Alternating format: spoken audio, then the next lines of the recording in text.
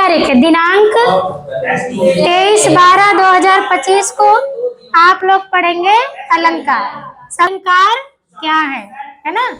अलंकार का संधि विच्छेद करेंगे, होगा अलम धन कार। अलम का अर्थ होता है आभूषण और कार का अर्थ होता है करने वाला, है ना? आभूषण करने वाला, अर्थात जो काव्य की शोभा बढ़ाता है उसे अलंकार कहते हैं, है ना? काव्य की शोभा बढ़ाने वाले को अलंकार कहते हैं। तो अलंकार शब्द का अर्थ आप लोगों को समझ में आया? अलंकार का अर्थ है आभूषण करना, यानी सुंदरता बढ़ाना। तो इसका परिभाषा होगा, परिभाषा क्या होगा?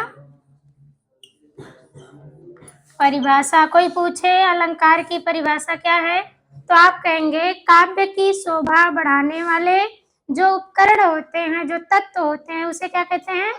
अलंकार कहते हैं। अब अलंकार हमारा कितने प्रकार का होता है? तीन प्रकार का। कहीं मिलते हैं, कहीं कहीं दो प्रकार मिलते हैं। तो पहला है शब्दालंकार। एक मिनट। अलंकार मुख्य रूप से तीन प्रकार के हैं, शब्द अलंकार और दूसरा है अर्थालंकार और तीसरा है उभयालंकार।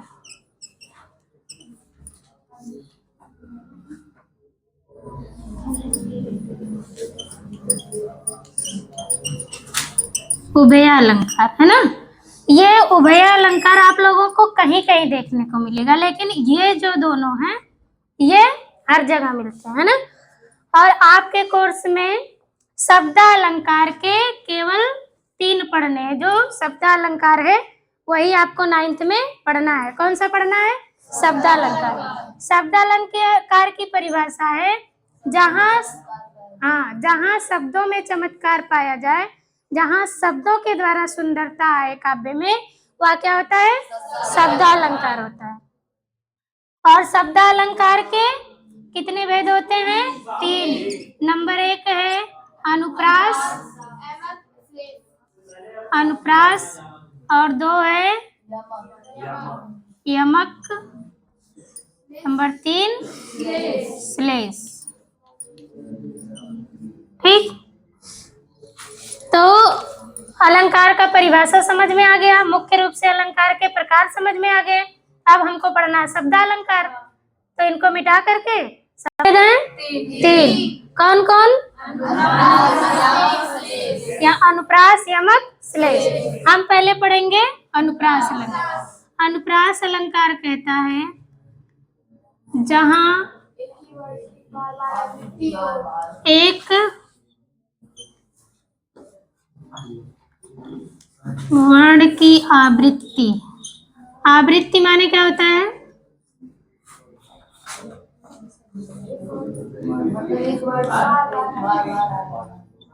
बार बार हो वहां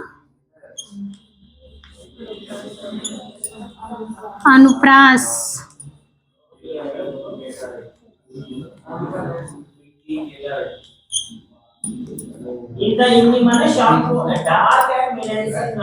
अनुप्रास अलंकार होता है जहां एक अक्षर बार बार आए। ठीक, यहाँ देखो अनुप्रास में अक्षर की आवृत्ति होती है, यमक में शब्द की आवृत्ति होती है। शब्द और अक्षर में अंतर है ना?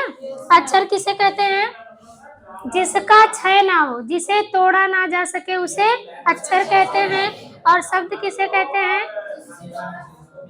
अक्षर का वह समूह जो हमें किसी सार्थक अर्थ का बोध कराए, उसे शब्द कहते हैं, है ना? जैसे हमने लिखा कलम, कलम, तो कलम से आपको पता चल रहा है कि कोई उपकरण है जिससे हम लिखते पढ़ते हैं। हमारे दिमाग में जब किसी की छवि बन जाए कि यह वही वस्तु है, तो ये शब्द कहलाएगा, सार्थक अर्थ हमें मिले जब। और इसी को हम उल्टा करके लिख दें, मलक लिख दें, तो इससे हमें किसी उपकरण, किसी वस्तु, व्यक्ति का ज्ञान नहीं हो रहा है ना, तो इसे हम शब्द नहीं कहेंगे।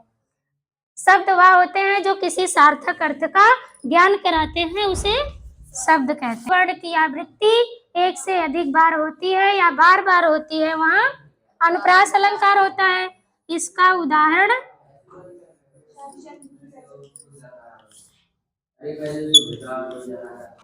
तट तमाल तरुअर बहुछाए, है ना।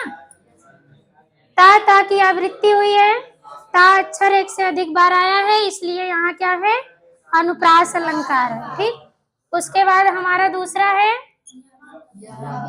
यमक।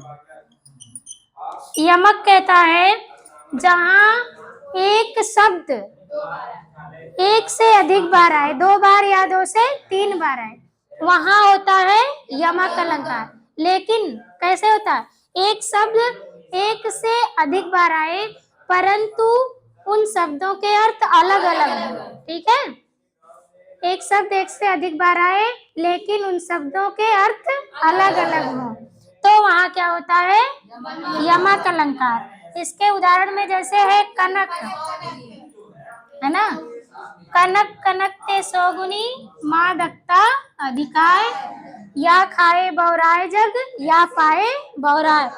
तो एक कनक का अर्थ है सोना और दूसरे का है धतूरा। और इसके उदाहरण है और भी, जैसे चरण धरत चिंता करत नहीं, ये तो उसका है श्लेष का, है ना। जगती जगती की मूक प्यास, है ना, इसमें जगती जगती शब्द 2 बार आया है। तो एक जगती का अर्थ है जागना, है ना, और एक का अर्थ है पृथ्वी, है ना, एक का अर्थ है पृथ्वी। ठीक है, तो जहाँ 2 शब्द की आवृत्ति एक से अधिक बार हो परंतु उसके अर्थ अलग अलग हो, वहाँ यमक अलंकार होता है। क्या होते हैं, और आ जाते हैं ना। एक कनक का अर्थ है धतूरा और एक कनक का अर्थ है सोना। तो धतूरा खा लेने के बाद कोई मादक पदार्थ व्यक्ति खा लेता है, शराब पी ले, गांजा पी ले, है ना, तो वो इतना नशे में हो जाता है कि वो किसी को कुछ समझता नहीं है। ऐसी स्थिति में क्या कहते हैं, भौरा गया आदमी। और किसी के पास धन हो जाता है तो कोई कोई लोग होते हैं वो पचा नहीं पाते हैं, उनको उस धन का घमंड हो जाता है और दूसरों को सताने में उसको खर्च करते हैं, तो आदमी कहता है कि ये भौरा गया, है ना। तो दोनों स्थिति में व्यक्ति भौरा जाता है, माने पागल हो जाता है। ठीक है ना।